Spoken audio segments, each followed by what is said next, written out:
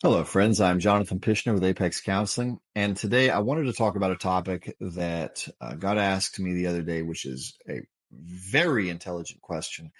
And it's a question that most people don't realize that the answer is really different than what a lot of folks think. So I wanted to address it, which is when should we start having really important conversations in dating? And by important conversations, I mean things that are going to impact the relationship long term. Do we have children? What's our agreement as far as monogamy or seeing other people or openness? What's our exclusivity arrangement? Uh, if you're in college for sure, do we have an idea of does one of us have a clear idea of where we want to live? Is there going to be maybe moving involved? Anything that creates long-term or permanent changes to the relationship is what I mean when I say important conversations.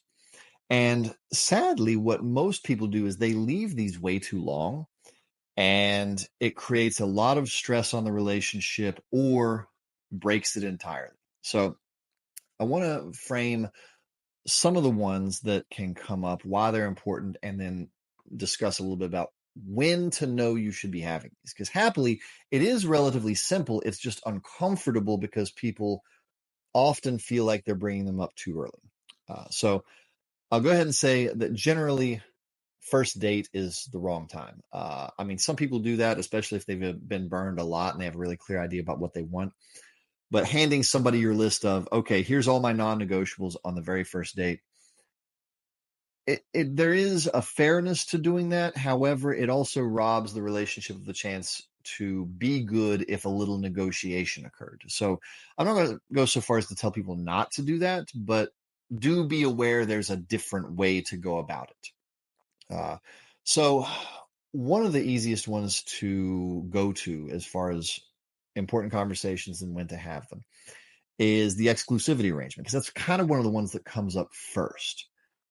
In many cases, people will be dating multiple people, or they'll at least be open to dating multiple people, and somebody will bring up the idea of exclusivity, uh, or at least whether they should be exclusive or what that means. And that's a good time to have the conversation, but I want to frame why it's important, because what a lot of people will do is they won't take it to the depth that's needed, and they won't find out more about what their partner means if we're talking about exclusivity or openness. So uh, let's do one example of each. Some partners, their exclusivity agreement is much more rigid than the other partner. Let's say we have two people and we agree, oh yes, we're going to be exclusive. And for one partner, that just means not having sex with anyone else besides their partner. But maybe for the other one, that means something a little more rigid, a little more restrictive. Maybe it's so far as, well, yeah, sure, you can't have sex with other people, and also you can't have any sort of prolonged physical contact with them. No dancing, no hugs, even for like friends who would be of a type you'd be sexually attracted to.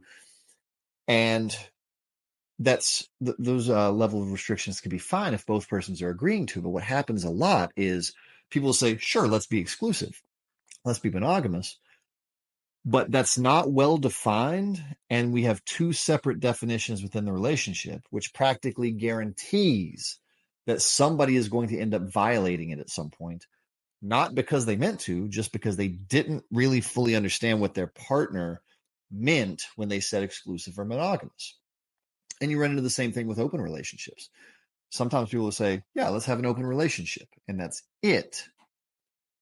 But what does that mean? Does that mean we are allowed to have sex with other people?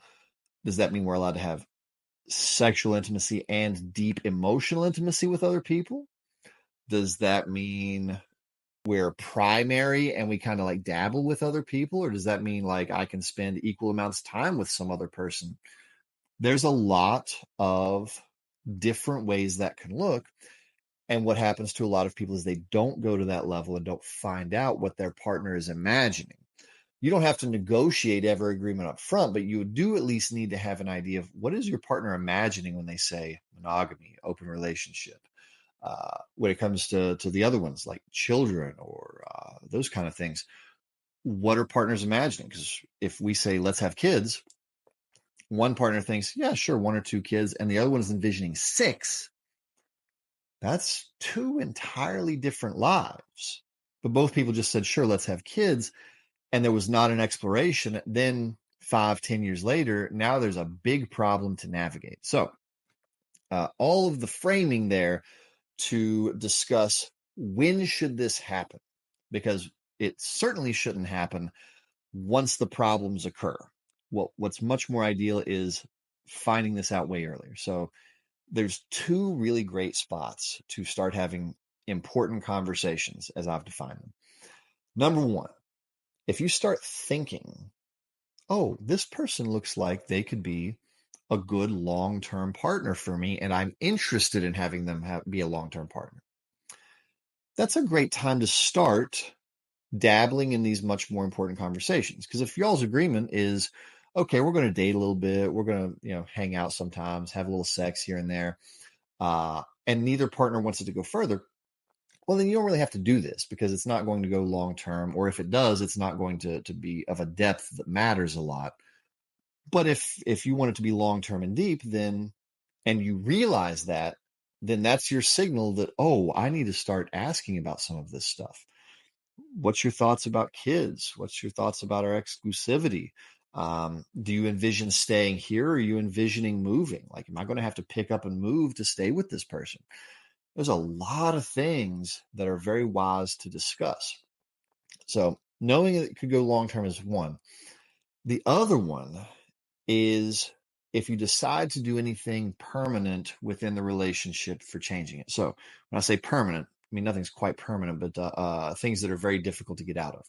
If you combine finances, any combining of finances is a good signal that you should start having these much more important conversations. Because if you're going to tie your lives together in that way, extricating them back apart is a much more difficult thing. So finding out a lot is going to be very useful.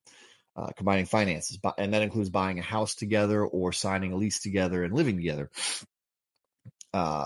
Because again, you're stuck with the person to a certain extent. Certainly, if you decide or end up having a child together, that's a little late if you end up having an accidental pregnancy that gets kept, but still it's better to start talking about these long-term things right then rather than waiting another 6 years and letting problems and resentments build around them. So that's the second thing, is when you know there's going to be some sort of permanency. And of course, marriage is the most common permanency. You literally have the government sign off that, yeah, you two are partnered now, and you're partnered together for taxes and for insurance and finances and all sorts of things. So those are the 2 times it's really best to start having these conversations. Now, it's an entirely different video where I'll talk about how to do them skillfully, because that's a whole separate conversation. But the when to do it is way earlier than a lot of people do, because as soon as it starts looking like this is going to move into any frame of long-term or permanency, that's when to start having it. And sadly, I'm sure there's dozens of important conversations that I haven't even thought of. I thought of exclusivity and children and relocation. And if there's children, like, are both parents going to work, or is one person going to stay home and be a child and house care parent, and the other person's going to work? What's that arrangement going to be? How much do we want our families involved in our lives? There's just dozens and dozens and dozens. And certainly you can't sacrifice the fun of the dating relationship to have those. But if you have them slowly over time and do one here and one there and figure out, our agreement here, and then okay, let's table this agreement and come back to it later, you can get a lot done over the course of time, and you can get it done so much more gently than if you end up in a big conflict about it and then you have to negotiate it. So hopefully this idea is helpful for somebody out there, and hopefully this assists some people in having really useful, intimate conversations prior to them becoming problems? And if so, then terrific. Then this video did its job. So thank you for hanging out with me for a few minutes today. I'm Jonathan Pishner with Apex Counseling, and I will see you next time.